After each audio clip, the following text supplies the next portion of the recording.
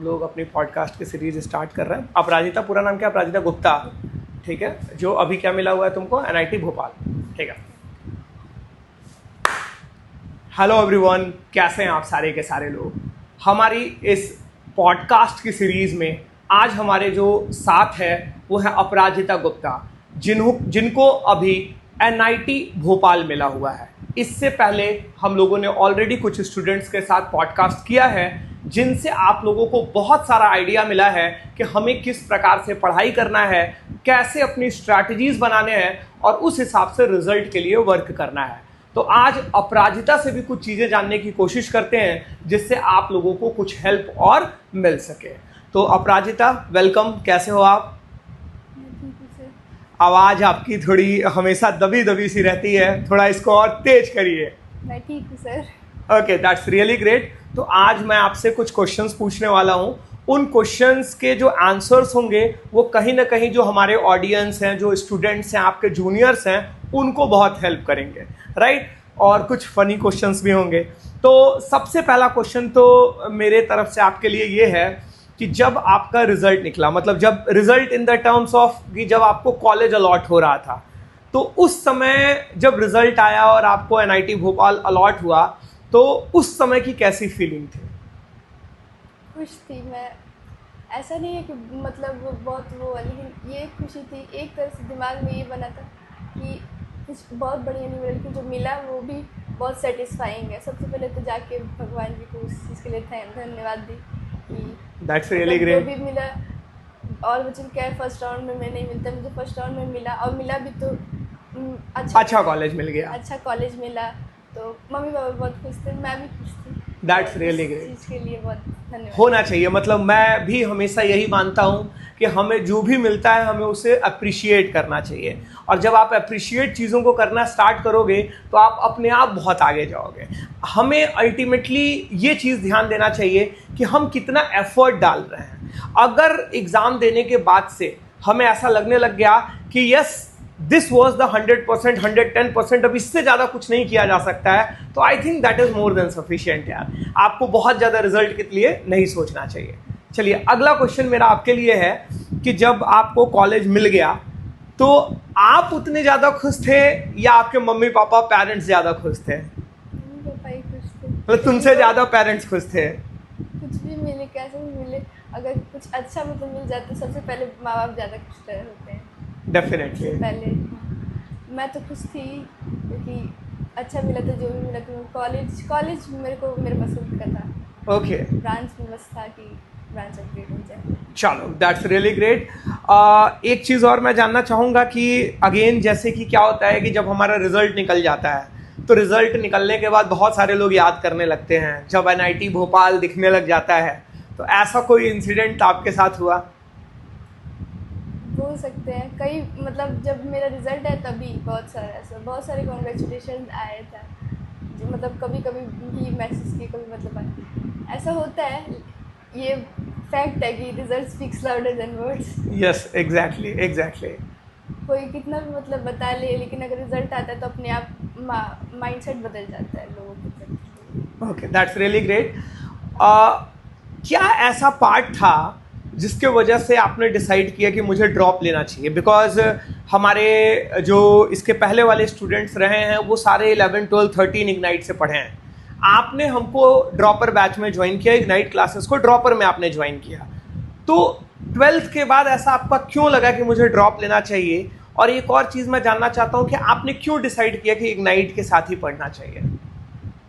Ignite में first of all तो देख के फिर मैं समझी कि वह इतना अच्छा है, क्योंकि वहाँ के टीचर्स बहुत ज़्यादा सपोर्टिंग है, आज भी सपोर्ट करते हैं हर चीज़ में। इग्नाइट मतलब ये नहीं, क्योंकि पढ़ा तो सब कोई देता है, मेंटरशिप, गाइडेंस और डाउट सपोर्ट, और साथ के साथ लास्ट तक जुड़े रहना कि काउंसलिंग में भी सबसे ज़्यादा हेल्प यहीं से विकास सर ने काफ़ी हेल्प किया है आप लोगों का। कोई नहीं दे। एग्जैक्टली।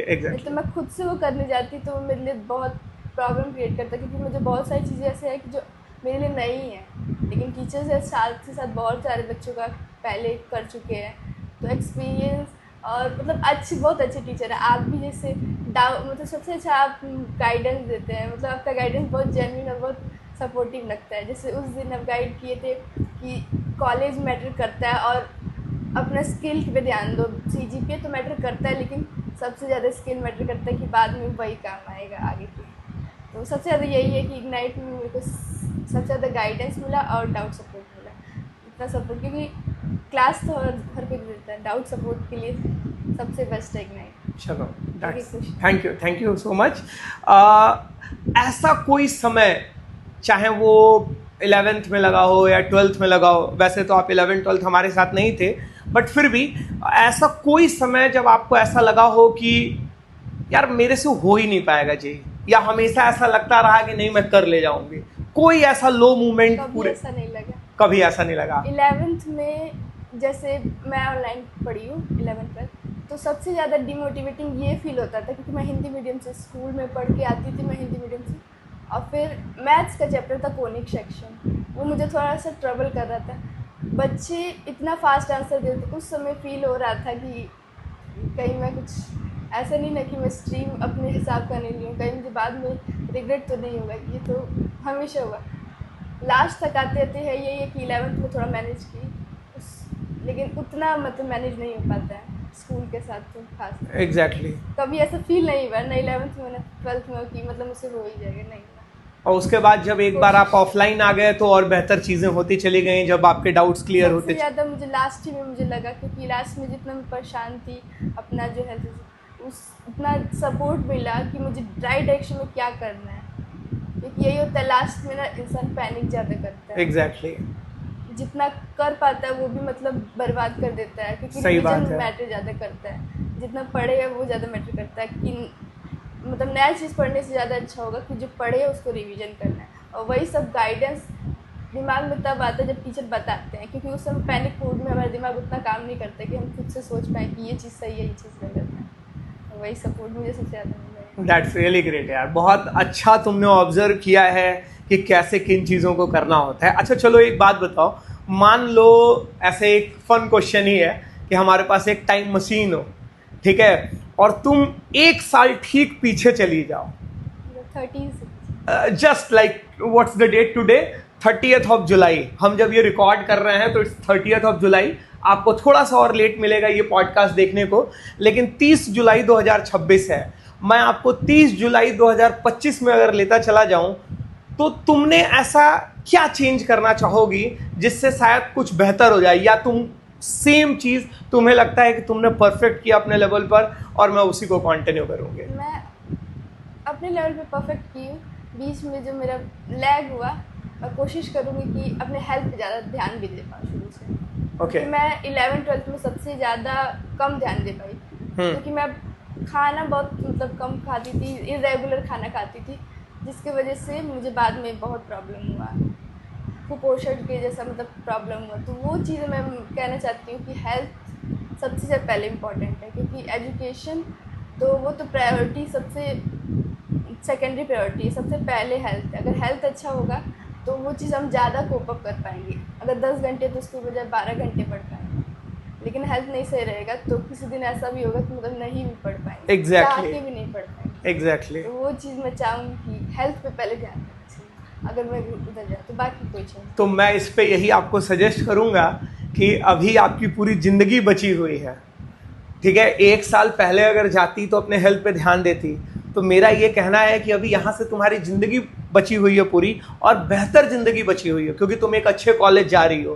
तो यहाँ से अपने हेल्थ पर बहुत ज़्यादा ध्यान देना स्टार्ट कर दो। आई होप तुमने स्टार्ट कर भी दिया होगा, बट अब और फर्दर करो, क्योंकि कॉलेज जाओगी, कॉलेज में खाना पीना जो है वो हॉस्टल वाला ही मिलेगा, पर अपने लेवल पर जितनी चीज़ें हो सकती हैं उनको ध्यान रखो, सो दैट की लाइफ आपकी आगे आसान। क्योंकि पढ़ाई में जैसे डिफ़िकल्ट हुआ जब आपका हेल्थ ख़राब था, तो आगे जॉब में भी आप जाओगे तो ये सेम प्रॉब्लम होगा आपके साथ। तो इस वजह से हेल्थ उस समय भी सही रहना बहुत ज़्यादा ज़रूरी है। ओके, चलिए कुछ और मेरे क्वेश्चंस हैं, rapid fire round. Physics, chemistry, maths.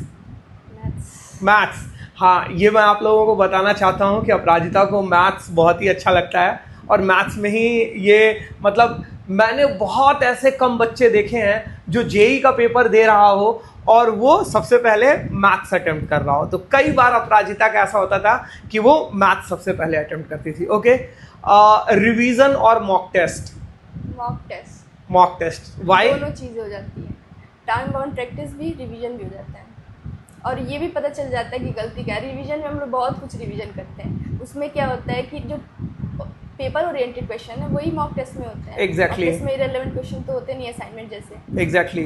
उससे क्या होता है कि मतलब पेपर जैसे एक्सपीरियंस भी मिल जाता है, टाइम बाउंड वाला प्रैक्टिस, और साथ साथ हमें ये भी पता चल जाता है कि हम पेपर के हिसाब से तैयार हैं कि नहीं, क्योंकि हम रिवीजन में बहुत कुछ रिवीजन करते हैं। कई बार तो रिवीजन क्या करते हैं हम लोग, सिर्फ नोट्स पढ़ लेते हैं, बस पढ़ रहे होते हैं। चीज़ नहीं होना चाहिए, क्योंकि नोट्स में बहुत कुछ चीज़ें होती हैं जो बस टीचर इसलिए लिखवाता है कि वो समझने के लिए ज़रूरी है, वो एग्ज़ाम के लिए उतना इम्पोर्टेंट है। एग्ज़ाम के लिए क्वेश्चन को मतलब क्वेश्चन में अप्लाई करना आना चाहिए, एप्लीकेशन वो भी मतलब सीखना पड़ता है, तो वो मॉक टेस्ट ज़्यादा अच्छे से ज़्यादा बढ़िया होता है। Okay, next question, morning study और लेट नाइट? मॉर्निंग स्टडी, यार बहुत लोग, मैक्सिमम लोग मिलते हैं वो लेट नाइट वाले होते हैं, क्यों मॉर्निंग स्टडी? लेट मैं कोशिश की, लेट भी उतना लेट नहीं हो पाता, 10 से 11 तक होता है, तो मैं कोशिश की कि सुबह उठने का, और खासकर मैं जे मीन्स जे से पहले यही कोशिश की थी, क्योंकि सुबह उठने से क्या होता है ना, हम लोग को ऐसे पहले ही लगता है कि ज़्यादा टाइम है, तो हम लोग उसको ज़्यादा प्रोडक्टिव करते हैं। शुरुआत ही अगर 8 बजे से होगी तो हमें ऐसा फील होता है 9-10 बजे तक आते आते कि अरे टाइम कितना बचा है, 10 बजे 10 एग्जैक्टली।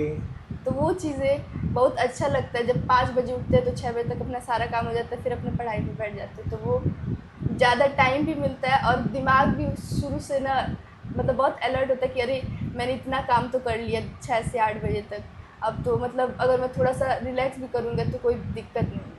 और ऐसे गिल्ट बहुत होता है 10 बजे के बाद लेट उठो तो और रात को पढ़ो तो। गुड। टी और कॉफ़ी? नथिंग। तुम कुछ नहीं पीती हो, चाय कॉफ़ी कुछ भी नहीं? ये सब चीज़ें मतलब नुकसान करने वाली कोई चीज़ नहीं पीती, क्योंकि तुम्हारे हेल्थ का प्रॉब्लम दिमाग में मेरे बना हुआ है कि नहीं। दैट्स रियली गुड, और ये कंटिन्यू भी करना कॉलेज में, क्योंकि कॉलेज में जो दोस्त होते हैं वो बहुत सारी चीज़ें इधर उधर खाने पीने का चलता रहेगा, आज पार्टी हो जाए, आज चलते हैं बाहर खा लेते हैं, ठीक है, तो उसको अवॉइड करना। एनसीईआरटी और नोट्स में एनसीईआरटी की भी सारी चीज़ें कवर हो जाती है, तो that's good. One words for your parents, just one word, just one word. Supporting. What about Ignite?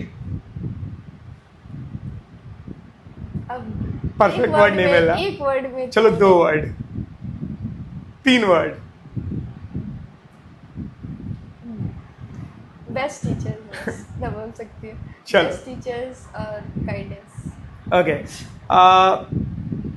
अभी क्या मन में है? जैसे कॉलेज जाना है, ठीक है, तो कुछ तो माइंड सेटअप चल रहा होगा कि कॉलेज जाऊंगी तो ये करूंगी वो करूंगी, ऐसा कुछ तो सोचा होगा अपने आप को, क्या चेंज करूंगी वहाँ पे? ये सोची थी कि वहाँ पे जाके मतलब ये पहले तो कम्युनिकेशन स्किल पे काम करूँगी, और दूसरा कि जो मेरा इंटरेस्ट है कोडिंग, उसमें मतलब जगह जगह जो कॉन्टेस्ट होता है, हैकेथॉन्स होता है, उसके बारे में जानूँगी। क्योंकि ना क्या होता है कि फर्स्ट ईयर में अगर नहीं पता पड़ता है तो मतलब बाद में रिग्रेट होता है कि अरे ये तो मैं मिस कर गया। एग्जैक्टली। तो वो चीज़ें मैं शुरुआत में एक्सप्लोर करना चाहती हूँ कि हैकेथॉन। मैं आपको इसमें बताना भी चाहता हूँ कि not in all the NITs but most of the NITs में, एंड आई एम एक्सपेक्टिंग कि NIT भोपाल में भी ऐसा होता होगा, मेजर और माइनर का ऑप्शन होता है, ठीक है। जैसे कि आपका लेट्स अज्यूम आप एक केमिकल इंजीनियरिंग ब्रांच से जा रहे हो, तो आपका मेजर केमिकल इंजीनियरिंग में हो गया, आप कुछ क्रेडिट्स जो होते हैं उसमें इनरोल कर सकते हो ऑफ कंप्यूटर साइंस ऑल्सो, तो आपको जो डिग्री मिलेगी वो major in chemical engineering and minor in computer science मिल सकती है। तो ऐसा भी ऑप्शन होता है, एक बार आपको कॉलेज जब आप पहुंचोगे तभी पता चलेगा। IITs में ये बहुत पहले से हो रहा है, NITs जो हैं उन्होंने अभी स्टार्ट किया है, ठीक है ना, मतलब 2-3 साल 4 साल पहले कई सारे NITs ने अभी किया है। आई एम नॉट श्योर कि भोपाल में है या नहीं है, बट एक बार आप ट्राई करना, एंड इवन अगर माइनर नहीं है तो भी आप क्रेडिट्स ले सकते हो, और जो भी इंपॉर्टेंट कोर्सेज हैं कंप्यूटर साइंस के भी उनको भी आप पढ़ सकते हो। और मैं आपको एक बात बताना चाहता हूं कि मेरा एक मित्र है, उसका भाई है NIT जालंधर से पास आउट है, केमिकल इंजीनियर, और वो इस समय A1 क्लास का कोडर है, मतलब कंप्यूटर साइंस वाले भी उतना बढ़िया नहीं कर रहे हैं जितना बढ़िया वो कर रहा है। उसकी अपनी खुद की कंपनी है सब कोडिंग की, and he is a chemical engineer. तो आप आइडिया लगा लो कि अगर आपके अंदर जज्बा है, आपके अंदर हिम्मत है, और मेहनत पड़ेगी, क्योंकि आपके 5 सब्जेक्ट्स होंगे केमिकल के, तो 2 चैप्टर्स आपको लेने पड़ेंगे कंप्यूटर साइंस के भी। तो जहां आपके दोस्त इतना पढ़ रहे हैं आपको इतना पढ़ना पड़ेगा, राइट ना। तो मैनेज करना पड़ेगा, और कई बार वो देंगे भी नहीं। जैसे college, it's not up to you कि तुम चाहो जितना ले लो, क्योंकि वो ये देखते हैं कि बच्चों के ऊपर बर्डन भी ज़्यादा ना पड़े, ठीक है ना। तो वो आपको वो मैनेजमेंट उस तरह से करना पड़ेगा, हर सेमेस्टर एक आध सब्जेक्ट्स आपको लेते रहना पड़ेगा। क्लियर है? चलिए, दैट्स गुड। तो other than this, like coding वाला पार्ट, एक पर्सनालिटी वाला हो गया, और क्या इमेजिन करते हो कॉलेज कैसा होगा?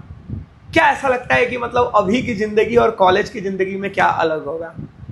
यही होगा, एक्सपोजर मिलता है दोस्तों से, कई जैसे नए नए बच्चे मिलते हैं तो सबका एक अलग अलग माइंडसेट होता है, तो बहुत कुछ सीखने को मिलता है कि अच्छा इससे ये सीखने को, जैसे कुछ होता है हमारे में सब कुछ तो नहीं होता है, बहुत तरह से मैं भी मतलब बहुत कमी, मतलब मेरी कमियाँ है भी, कम्युनिकेशन स्किल उतनी अच्छी नहीं है, लेकिन कुछ बच्चों से सीखने को मिलेगा कम्युनिकेशन स्किल, कुछ बच्चों से सीखने को मिलेगा कैसे मतलब कॉन्टेस्ट में पार्टिसिपेट, और बाकी मतलब यही मतलब मेरा 2 ही चीज़ है, कम्युनिकेशन स्किल और वही कोडिंग, और उसके अलावा मतलब मेरी हॉबी है बस सिंगिंग है, तो बस वो सिंगिंग क्लब होते हैं वहाँ पे, हाँ, सोसाइटीज़ बनी होती हैं, लेकिन कभी जल्दी गाई नहीं है, मतलब मैं कभी तो स्टार्ट करो ना, स्टार्ट करो वहाँ पे। जब आप स्टार्ट करोगे तो आप एक अच्छा प्लेटफॉर्म मिलेगा। ऑडिटोरियम वगैरह होते हैं कॉलेजेस में, बहुत बढ़िया माहौल होता है बेटा, आप इंजॉय करो उस चीज़ को, पढ़ाई करो और साथ में इन चीज़ों को भी इंजॉय करो, ठीक है। तो अब इसको एंड करते हैं, और मैं ये चाहता हूँ कि आप अपने 2-3 क्वेश्चंस मेरे लास्ट हैं, अपने जूनियर्स को आप क्या सजेशन देना पाओगे? अगर 1 मिनट 1.5 मिनट में आपको कुछ सजेशन देना हो तो अपने जूनियर्स को क्या सजेशन देना चाहोगे आप?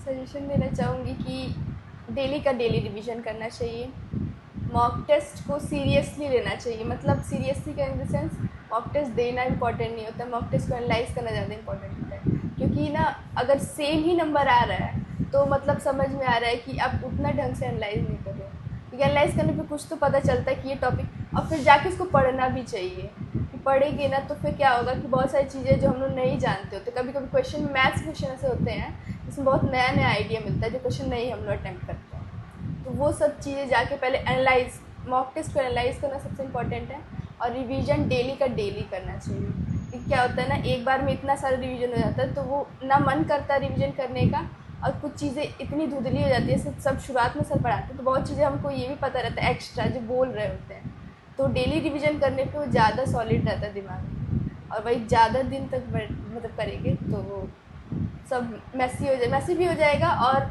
जो टीचर जो अच्छी अच्छी बातें बताते हैं वो नोट्स में लिखने को रह जाएंगी, तो रिवीजन के टाइम हम लोग वो चीज़ लिख भी पाते हैं, कई चीज़ें याद आती हैं।